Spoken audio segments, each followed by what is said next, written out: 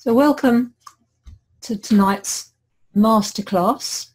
It's called Bringing Heaven Down to Earth, the Language of Astrology. Now, you're not going to learn everything about astrology in this short masterclass, but I'm going to give you hopefully some really nice and interesting ideas to play with. And my name is Pam Carruthers, my website healingstars.com. And this quote here, astrology can function like a roadmap. It points to our destiny, so we can be prepared for what's up ahead. Astrology is a language. It's not a belief system. Most people think that, but it's not true. It's a language. So like all languages, we can benefit when we know the basics in order to learn how it works. So that's the ideas behind tonight. And then I'm going to show you the magician. So bringing heaven down to earth, as above, so below, as within, so without, as the universe, so the soul. And this was ascribed to Hermes Trismegistus, hard to pronounce that word, and it's taken from a very ancient text called the Emerald Tablet, and it's called the Hermetic Principle. So through thousands of years of observations and correlation, astrologers know that there is a synchronicity between what the planets are doing in the heavens and what is happening to us on Earth at the same time. That's what correlation means. So astrology can function like a roadmap, as I've just said, and we can be prepared and we can navigate what's up ahead on the road of our life. So the foundation of astrology, the language. Like all languages, we have to know the basics in order to learn our craft. And these are, they're not that many, people think it's really complicated, but once you get the hang of the basics, you're kind of really on your way. So there are 4 elements, and they are always in a set order: fire, earth, air, water. And they repeat 3 times through the signs. There are 12 houses, and there are 12 signs of the zodiac. And then there are 3 qualities, and they're very interesting. They're called cardinal, fixed, and mutable. And as you can see, the magician, he's a master of his craft. On his table are actually the symbols of the 4 elements. We can see the wand. Here's the wand here, the front. We can see, and the wand is the fire element. We can see the pentacle, there it is there, that's the earth element. The sword is air, the cup is water. So the tarot is related very strongly to astrology. And all the major arcana and minor, they're all connected in some way to either a planet or a sign. Now, I believe that the birth chart is the story of your life. And you can think of it like a play. So the planets in this picture here are in order. There's the sun over here, of course, huge, massive. And if you think of planets as actors, planets move. That's what they do. There are 10 planets plus Chiron. It's not a planet, it's actually called a centaur, a new astronomical object. And the order is always the same. It's Sun, Moon, Mercury, Venus, Mars, Jupiter, Saturn, Uranus, Neptune, and Pluto. It's not in this particular image, which is a pity. However, it's such a wonderful image. I love it to pieces. So Neptune, there's Pluto would be sitting here. The images you see are to scale, but the distances between them aren't. So you can see immediately how large Jupiter is, and also Saturn with those wonderful rings. And of course, the Mercury is tiny. It's so tiny, isn't it? But here's Earth. So you can see clearly there's the Sun, Mercury, Venus, and then the Earth. Important, Mercury and Venus can never be far away from the sun sign in your chart, whereas Mars absolutely can be anywhere, as will the other planets. So if you think of the planets as the actors, the signs of the zodiac are the costumes that the actors are wearing. And there are 12 signs. And they can be divided up into the 4 elements of fire, earth, air, water. and also the 3 qualities of cardinal, fixed and mutable. Houses. I remember when I first learned astrology, I couldn't understand what houses were all about. But if you think about them as the scenes of the play of your life, they're areas of life's activity. And we will come to that, of course, in a moment. So there's also a natural zodiac, and that's where planets are in their own signs and houses, where they feel they belong. So here's a chart for tonight, 24th of January 2019. I've set it for Hove, that's where I happen to live, and for 7:30.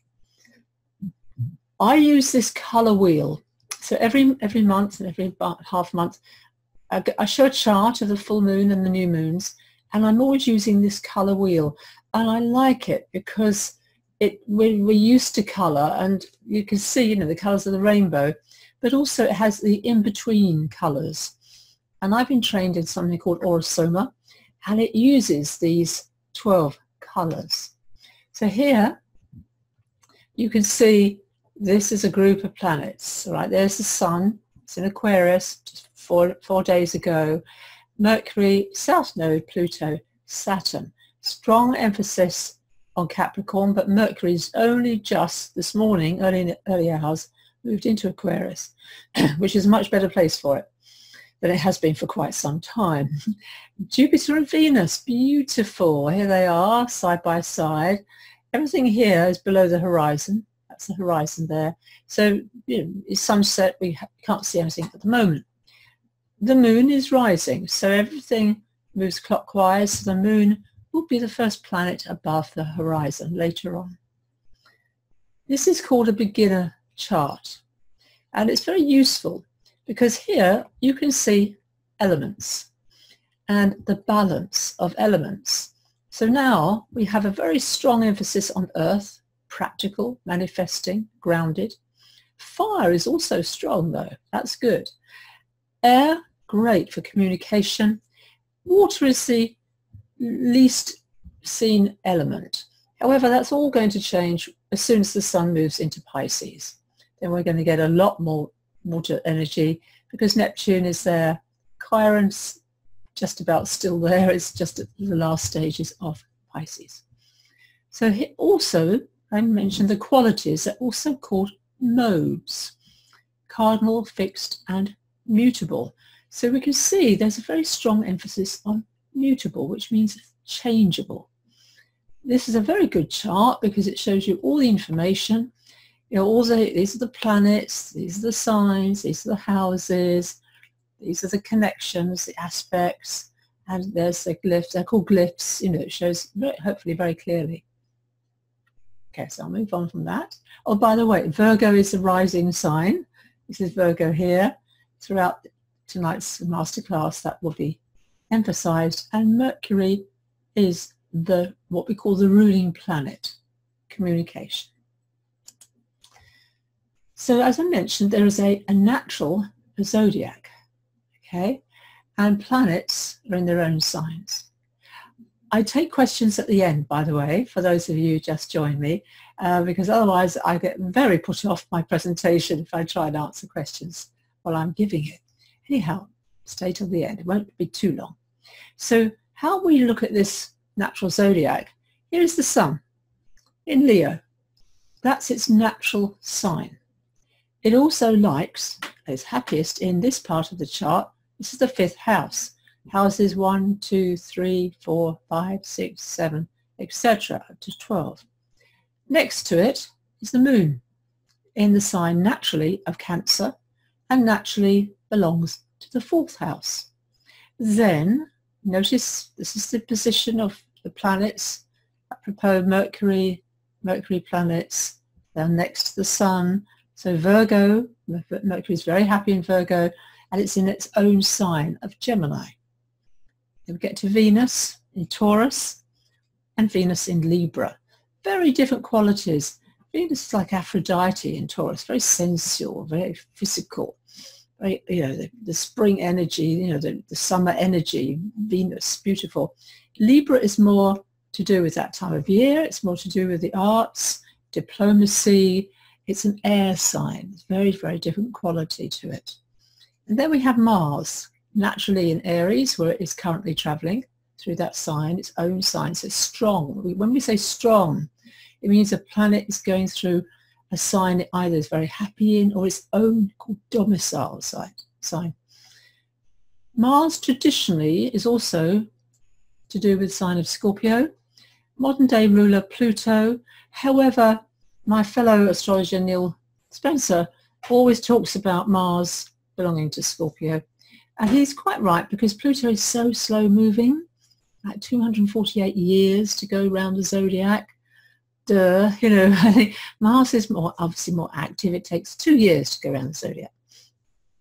Then we get to Jupiter's signs. So Sagittarius is Jupiter. It's the top of the chart now. It's called the 9th house, to do with higher education. And then over here, Pisces, naturally Jupiter, but also modern day ruler Neptune. And Neptune does move a bit faster than Pluto. It's only 165 years, but it's currently in its own sign of Pisces. And then we get Saturn. Top of the chart always is the midheaven. We call this a midheaven. And you think about Capricorn naturally is ambitious. It wants to get ahead. So that's Capricorn. And Aquarius, Saturn, that's traditionally Aquarius to do with Saturn, but also that modern day ruler of Aquarius. And Aquarius is relatively fast moving compared to Neptune and Pluto. It takes just 84 years to go through all the signs, roughly 7 years per sign. And Uranus is about to change sign. It's been in Aries. It's about to go into Taurus. It just slightly dipped in last year. You might want to look back and see what was going on for you around the summertime. Okay, so now I'm starting to mention them already, but the building blocks, the houses, they can change a chart so much because areas of life's activity. Now I'm showing you here, this is equal. All the houses here are equal. I don't tend to use equal houses apart from when I'm using Vedic astrology. Western astrology, I use a system called Placidus. There are many different house systems, but that's the one that I've been using since I trained way back in 1994. So you can see I like it, and I find it to be true for me. So these houses actually go anti-clockwise, just to confuse you. So planets are all moving in a clockwise direction. All planets rise here in the east, culminate at the top here, midheaven, can be midday, might not be, and then descend down. Sunset is over here, and then in the middle of the night, that's the lowest part of the chart. So the birth, always the segment here in your birth chart, is to do with your actual birth. What was it like? So it describes the nature of birth. Virgo, which is the rising sign as I'm talking, would mean a very orderly birth, very, possibly in a hospital with nurses around, very clean sheets, the kind of archetype of the traditional way of giving birth, get the water out and then clean, anyhow. But a Virgo quality. A lot of people have Virgo rising because the signs of the zodiac rise differently according to the time of year and where you're living as well. So there are very few people with Pisces rising. It only takes about 45 minutes, whereas Virgo takes about 2.5 hours. So a lot more people in the world, literally they are, who are organizers. Very good. We need organization. So these 4 elements, fire, earth, air, water, and they are always in the same order.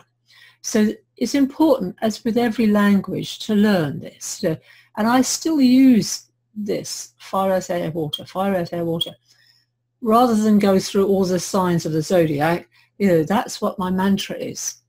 So they repeat 3 times. So you can see the fire signs, Aries, Leo, Sagittarius. Fire always looks upwards. That's the nature of fire. So you go, Aries is like the spark. Leo is that warm glow, and then Sagittarius is like, wow, you know, huge vision coming forward there. Earth signs are the Taurus, the Virgo, the Capricorns, Air, Gemini, Libra, Aquarius, Water, Cancer, Scorpio, Pisces. So there's a natural development through the houses and the signs and the elements. So the first, Aries, Taurus, Gemini, Cancer, they are to do with early stages of life, those particular houses.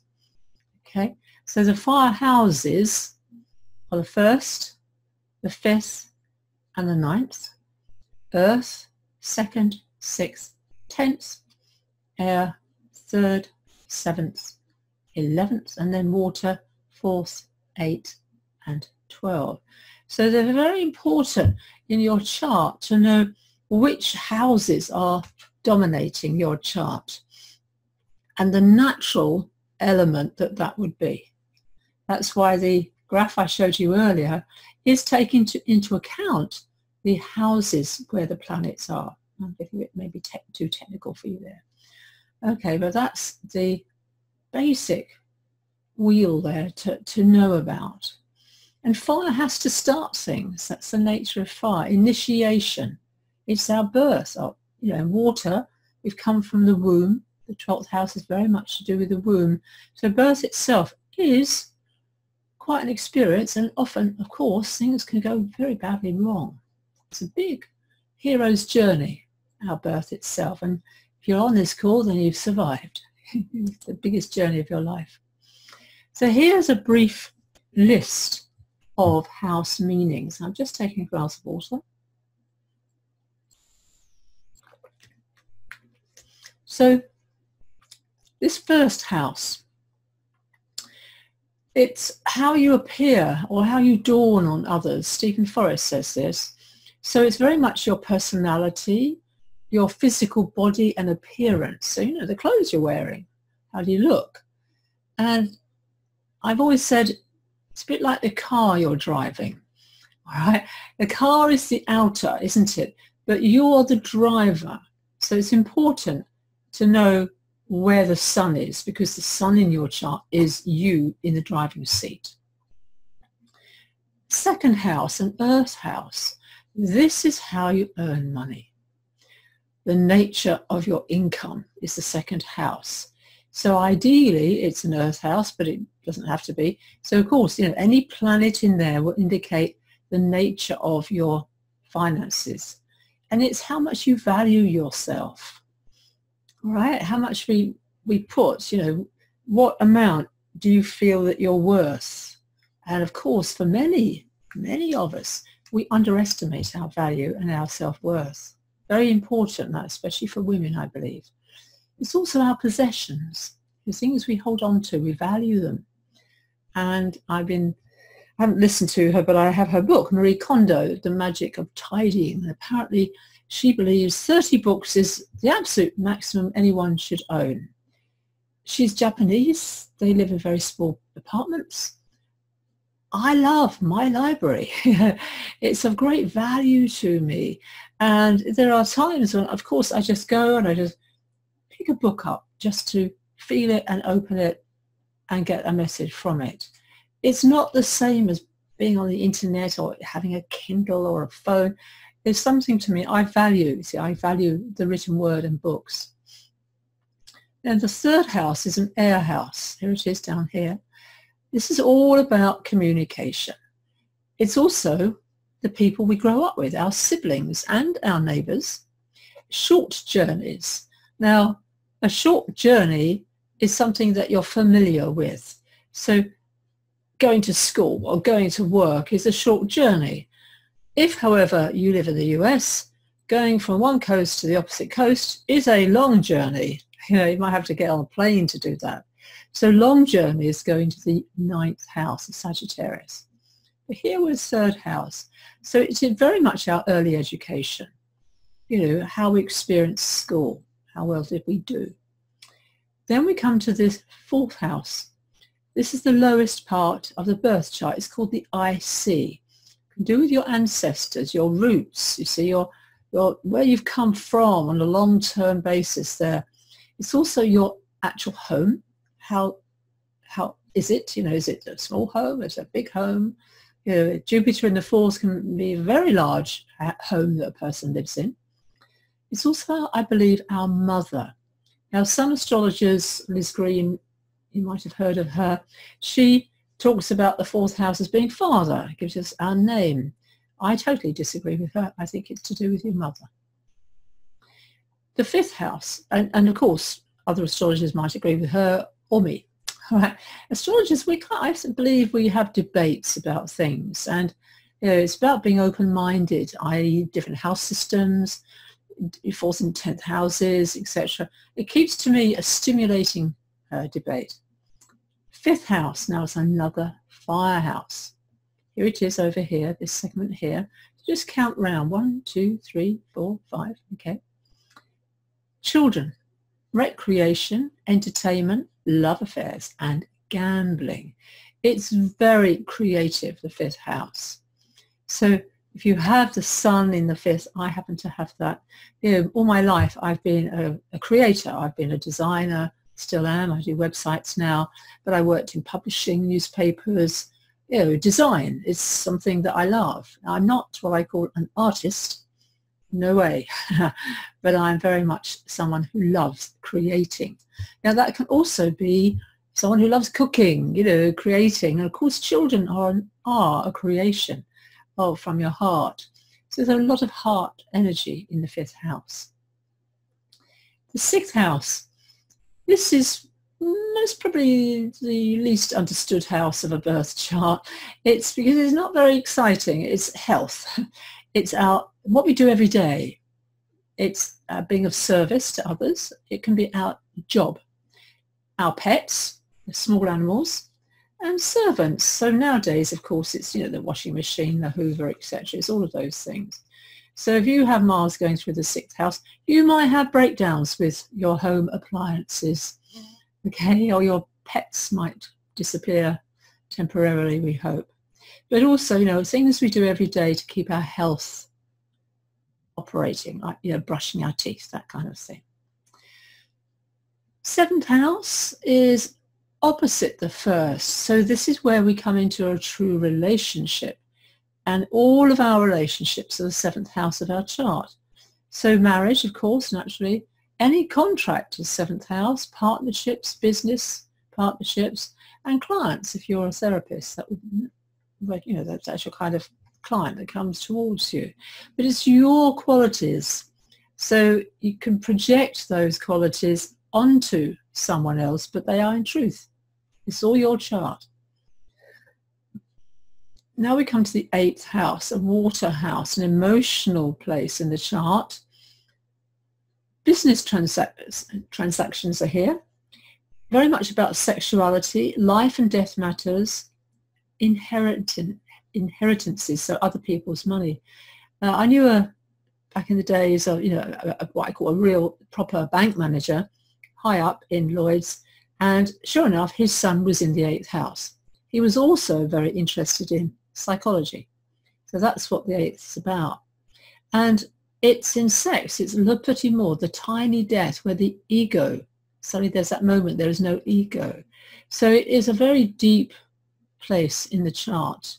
It's not a superficial place at all. And often, it's about having some sort of privacy around this, hopefully, around your sex life, for instance.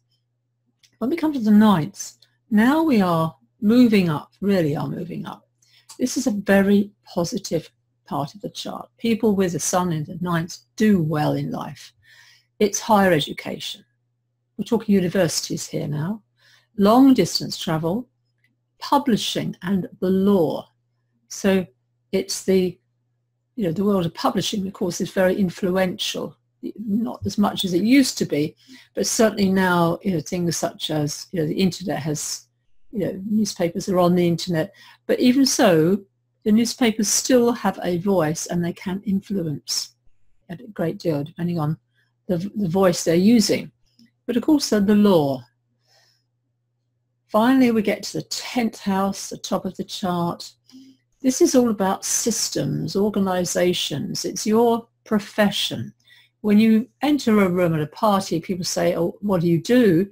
That's what they're asking you. You know, what's your profession, your status? And of course, if you are married, then your status is, I'm a married person. You know, there's a difference, of course, to being a single person.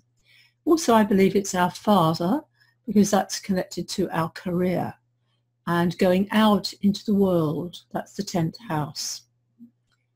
The 11th is talked about as gains, friendships, groups, hopes and dreams. This classical reference to the 11th house.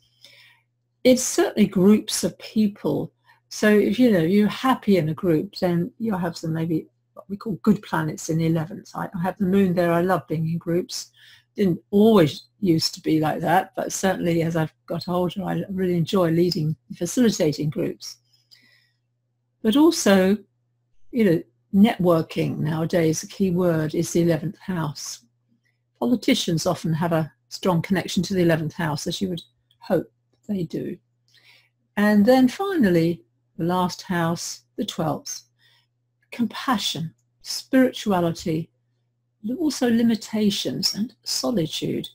Places such as ashrams or libraries, they are all 12th house, hospitals, hospices especially, places that are behind the scenes. I also use it very much to do with the womb, pre-birth, what was going on at that time. Can really show stories so easily by looking at planets there and connections of other planets to that part of the chart and where that ruler in the chart is. Okay, so I've gone in quite depth to house meanings. I don't usually do that, so you're very welcome tonight. You're getting lots more bonuses. Now, when we come to combining elements, and this is where I think it's quite fun, and I learnt this from Richard Norris, my first ever astrology teacher, back in 1992. I was trying to think when I first worked with him. So he says the fire-earth type may not lack subtlety, but they're likely to be dynamic, a visionary, who gets things done, whatever the obstacle. So fire's got that inspiration. Earth is the doing it aspect. Publishers often have fire and earth. It's very good for business people. Fire air, now they may be an idealist, full of big ideas, but that can also be inflation and hot air. Steamy, fire and water is very creative, but they can tend towards emotionality and mood swings. It's a really difficult combination if you think about that, because obviously water puts out fire, but fire and water is steam. It's hot. I'm getting hot even talking about it. So earth and water. Now, this is the nurturer and burden carrier of the zodiac, usually very concerned with their own and others' security. That's me. I have those two elements very strong in my chart, and I believe that my key word for the year is nurturing. I only came up with it today, and I thought, oh yeah, that's exactly my intention for this year, to nurture. So the earth, does contain, water is helped by earth, it's contained by earth. You just think of a swimming pool, that's the boundary the earth and water needs. If you have a strong element of earth and air, however, this is quite pragmatic, it's dry. Often though, people have a marked sense of humour and a very practical intelligence. So very much the intellectual would be the earth and air person. Air and water. Now, with this kind of two elements, relationship is everything. That's the air quality. A good understanding of people may be in evidence, the water. A good therapist would be air and water. Okay, so this really is very important for thinking about profession. Now, if there's a lack of a certain element in a chart, and it's quite unusual for every person to have, people don't have completely balanced charts, completely balanced lives. Yeah, it's the the joy of astrology, the mystery, the individuality of each person. So if you have a lack of an element, you can have less control over what that given element represents. I've seen this quite often. A lack of water person may have less control over their feelings, so they could get overwhelmed. Basically, that missing element can function more slowly. So we can, of course, become obsessed with that missing element, what it signifies, or we might marry it.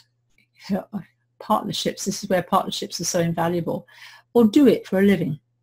Sometimes an underemphasis and an overemphasis on the sign can seem to manifest very similarly, even if it's only at first glance.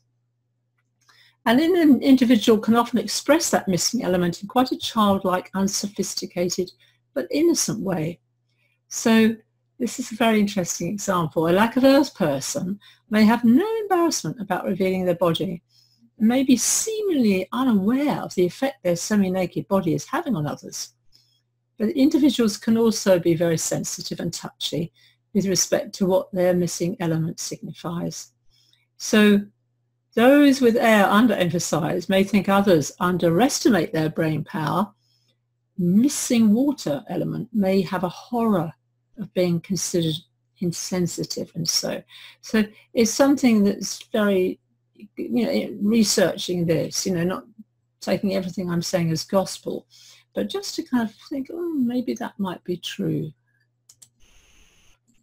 But also, if somebody's very sensitive, we often seek to overcompensate. Now, this is an interesting thing to think about. A lack of water person element, shall we say, may send more flowers, thank you cards, for instance, and the lack of air person may be a great collector of qualifications or books. I'm quite low in air, strange but true, and yeah, I have a huge collection of qualifications and books and tarot cards. I have a whole collection of them. Okay, on another level, they tend to undervalue what the given element signifies. So there's often an emotional charge around that difficult area, or a negative interpretation of others who appear to be sophisticated in that particular area. So the lack of air person may have a dislike of intellectuals.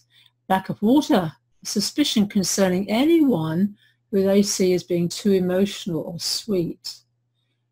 Lack of earth may accuse others of being too materialistic or dislike what they consider to be undue vanity in others. And someone who lacks fire, and this is me, I really get this one, I do mean this, you can dislike the world's gamblers or those who appear to get through life just trusting to luck. And I really do know that. I once accused somebody behind their back of like, oh, she seems to swan around.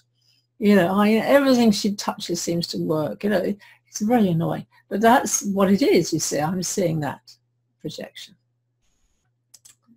Okay, so we're over halfway through. So here are the fire signs. And think about this fire. It's expressed emotion. Fire says, I know what I want. I have the power to go and get it. It's creative, confident, dramatic, exuberant, magnetic, and enthusiastic, with an irrepressible love of life. However, if it's overly strong, the individual can be foolhardy, overconfident, too self-centered, and intent on meeting personal needs. So Leo, for instance, the shadow. Every sign has a shadow, but Leo can be very self-obsessed. It's all about me. But mainly, fire signs are generous. They have faith in themselves, in life, and in their power to always get more. Fire is insatiably restless. The quest for novelty and the feeling of personal outreach. But when it's weak, there can be a lack of confidence. The courage for self-expression as an individual, the zest and humour and joy of living are diminished. Now that can be balanced very much in a chart if the Jupiter energy is strong. Say if Jupiter is in Pisces, Cancer or of course Sagittarius. So you have to always think of a whole chart. You can't just take one or two signs of planets. Now the Earth planets are to do with Taurus, Virgo and Capricorn. Earth is always following on from fire. So it's our capacity to handle the physical world. It's practical, realistic, thorough and productive. Thorough is very much Virgo's trait. And the last two Earth signs, Virgo and Capricorn, very much the workers. They represent all the Puritan virtues and values. And Taurus has the capacity to enjoy the world of the physical senses, just as the cow, the symbol for Taurus, chews the cud in the field. But all the Earth signs, planets, Earth signs and houses, have the urge to produce something in tangible form.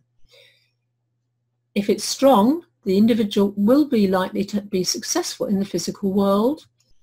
Where it's too weak, there may be great talent, but nothing productive is done with the ability.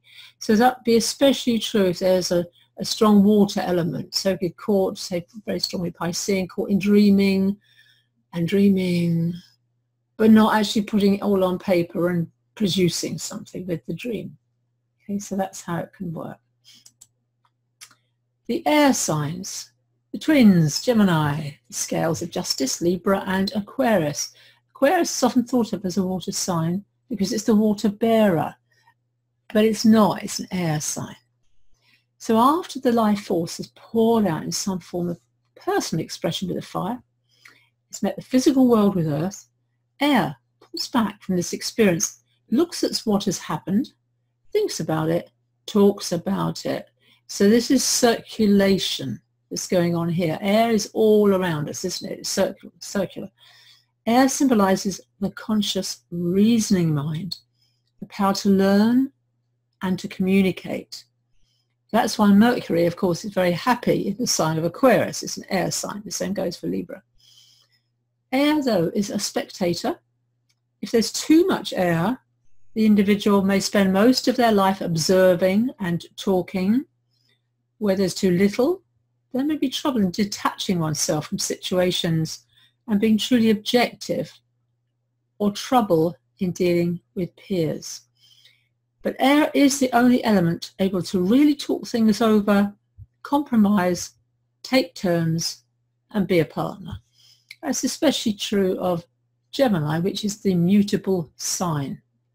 Okay, so there we have, that mutability, that adaptability that you find with Gemini.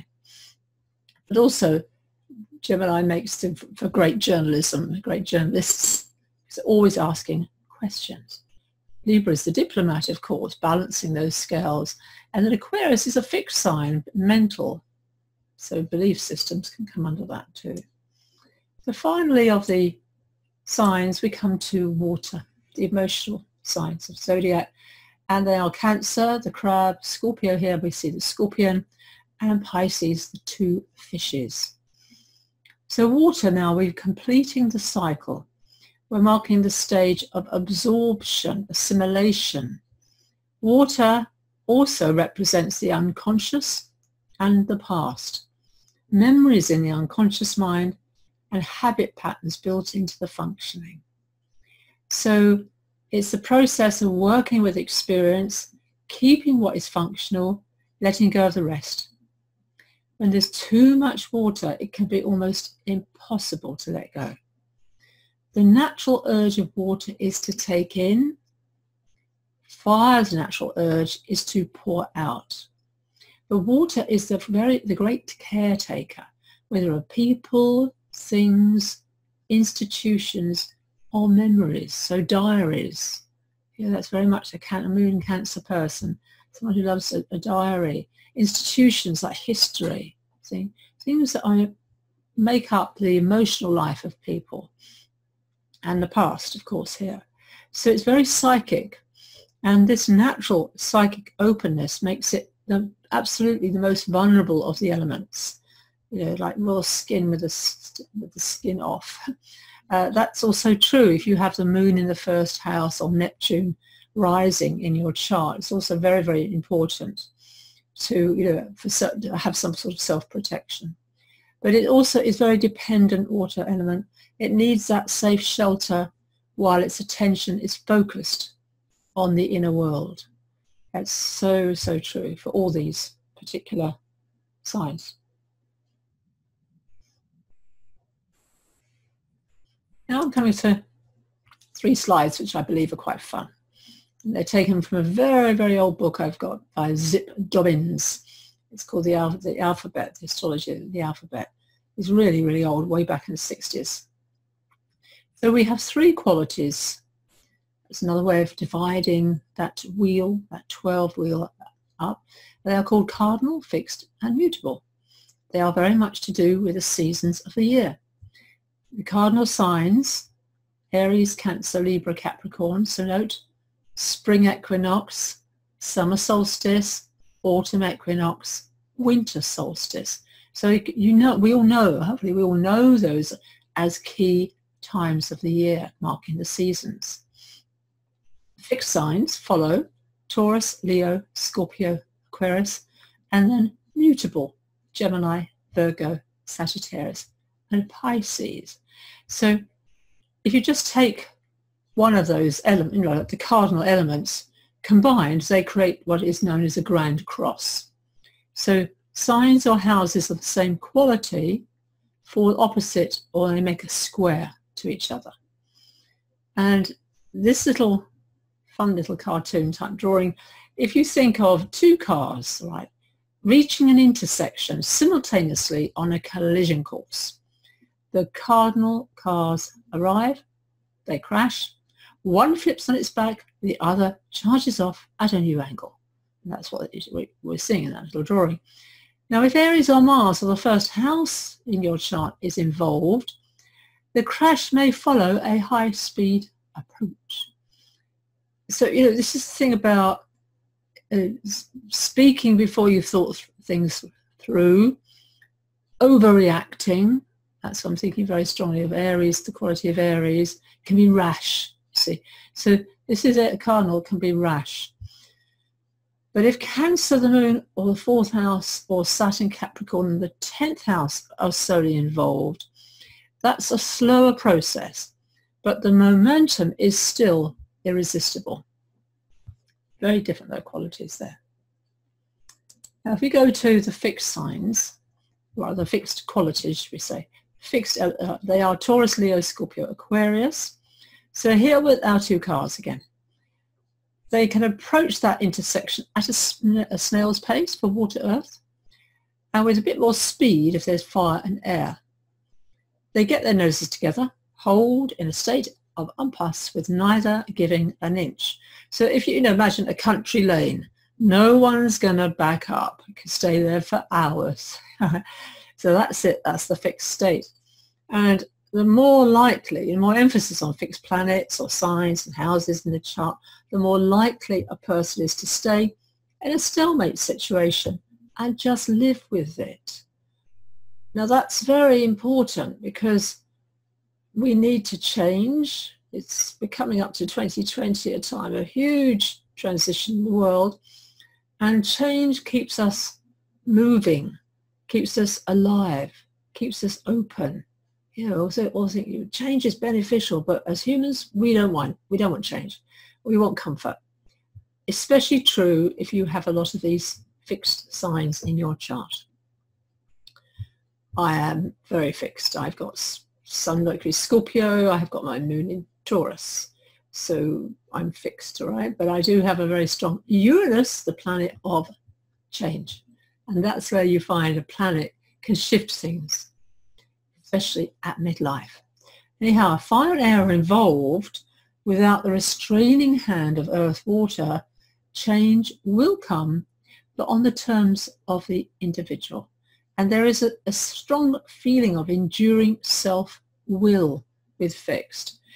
Don't give up. You know, Taurus is often known as stubborn, but also it doesn't give up. And that patience, that I'll be there for you, that quality is there for fixed signs. Okay, the loyalty is another very good quality for a fixed sign. Okay, that quality there. And the, oh, I'm showing you the last one there. Sorry. The last qualities are the mutable signs of Gemini, Virgo, Sagittarius and Pisces. So they, if they're cars, never get close enough to touch. One car will veer off in one direction, other goes around it. They circle, they try again, kind of dance. Mutable people can live in their head with a flexibility, a versatility that promotes constant change. But at the same time, a lot of their experience is vicarious. So that's from reading, thinking, observing other people. You can see the journalist at play here, or the critic would be another example of this. Also, you might have a lot of oversensitive nervous system, tendency often towards allergies, especially Pisces involved, I would say there, and Virgo. And mutable signs, this is directly off the internet, they're associated with adaptability, flexibility, sympathy. They can mediate change, and they can change their modes of expression frequently in order to meet this end. So they're often described as being diplomatic and assisting others through transitions.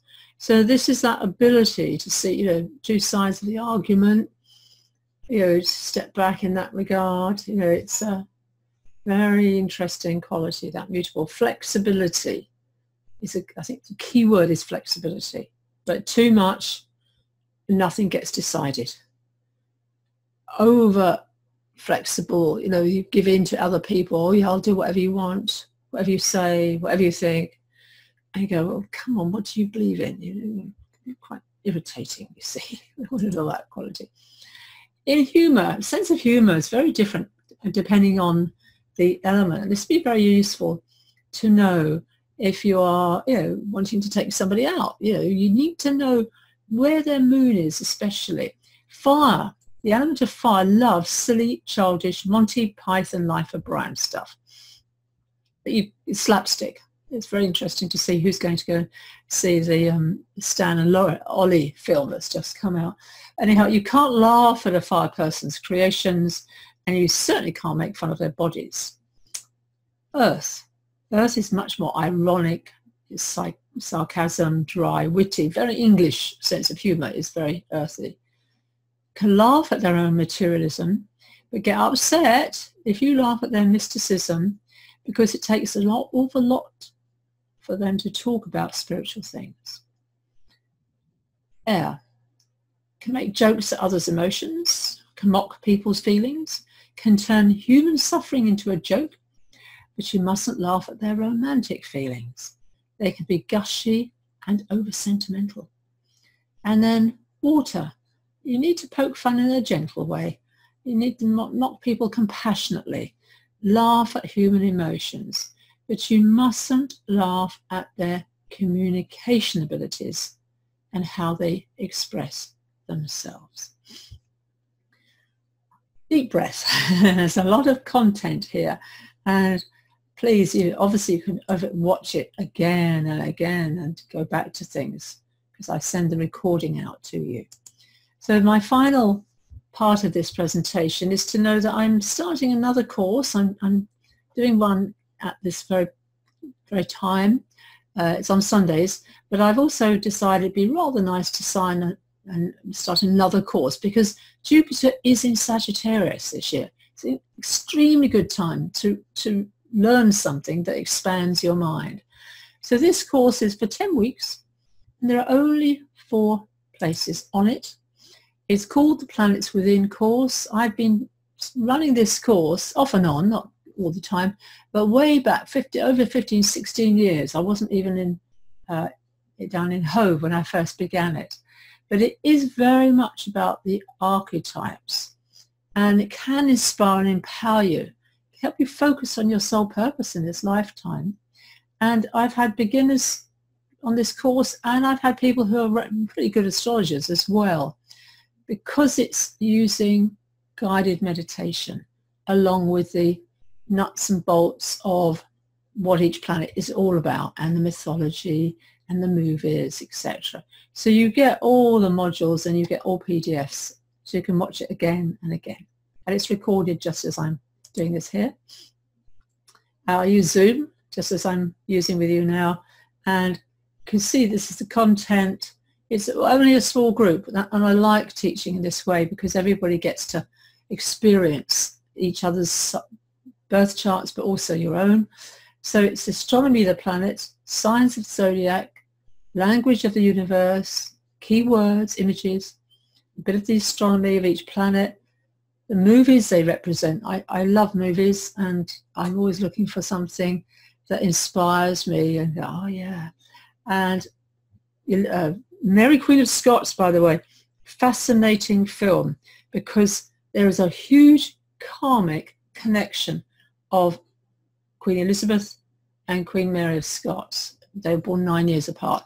I'm going to do a presentation on their charts because it's, wow, they would be very good friends. They really would, if only. Anyhow, as you can see, there's a guided meditation, and we learn by looking at each other's charts.